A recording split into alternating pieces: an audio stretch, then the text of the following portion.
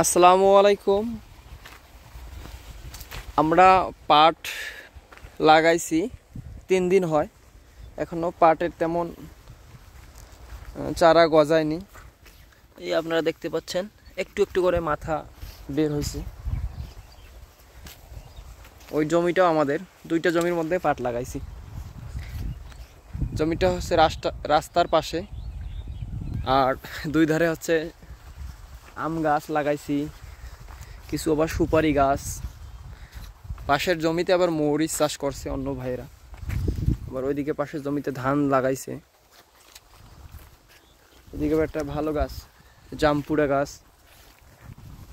এদিকে গাছ লাগানোর পরে একটু একটু ছায়া দিছে, আপনারা দেখতে পাচ্ছেন। ছায়াটা আমাদের জন্য কিন্তু একটু ক্ষতিকর। এদিকে আবার একটা বাঁশ বাগান আছে আমাদের, একটা বাঁশ হয়েছে। এর ভিতরে দেখেন একটা আম গাছটা একেবারে ভিতরের মধ্যে ঢুকে গেছে, যেগুলো একেবারে টাইট করে ওরে ধরে আছে। একটু আম গাছ আছে তো। আরেকটা জমি হচ্ছে এইটা, এই জমিটাও একই দিনে লাগা হয়েছে পাট। একটু বৃষ্টি যদি হইতো তাহলে পাটগুলো তাড়াতাড়ি গজাইতো। জমির শেষ কিনারায় এসে গেছি আমরা। এখানে হচ্ছে আমাদের, এখান থেকে কিছু মাটি নিয়ে যাওয়া হয়েছে বাসায়। তো এইদিকে একটা ছোটোভাবে একটা গর্ত দেওয়া হয়েছে, ছোটো মোটো পুকুরের মতো হয়ে গেছে প্রায়।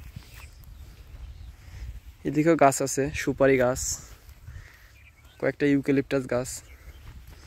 তো এটার মধ্যে ভাবতেছি বর্ষার মধ্যে মাছ চাষ করা যাবে, সামনে বর্ষাকাল। পাশে এক ভাইয়ের জমি, মরিচ প্রচণ্ড ভালো ফলন দিছে, মরিচের দামও এবার ভালো। এদিকে খেজুর গাছ আছে, দেখি একটা লেবু গাছ আছে।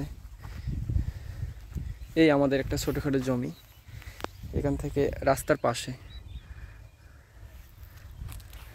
জমিটা লম্বা দিয়ে অনেকটা বড় দেখা যায়, দেখতে পাচ্ছেন অনেক বড় একটা জমি। এই দিক থেকে অনেক বড় দেখা যায়। এখন দুপুর টাইম, আবহাওয়াটা ফ্রেশ, অনেক সুন্দর একটা ভিউ আসতেছে।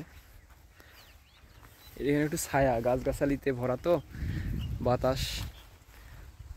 পুকুরটা দেখায়, এখনো হয় নাই পুকুর, বাট পুকুরটা একটু সাইজ করতে হবে, চতুর্দিকে রাউন্ডগুলো কাটতে হবে, আর একটু মাটি তুললে তাহলে ভালোই হবে।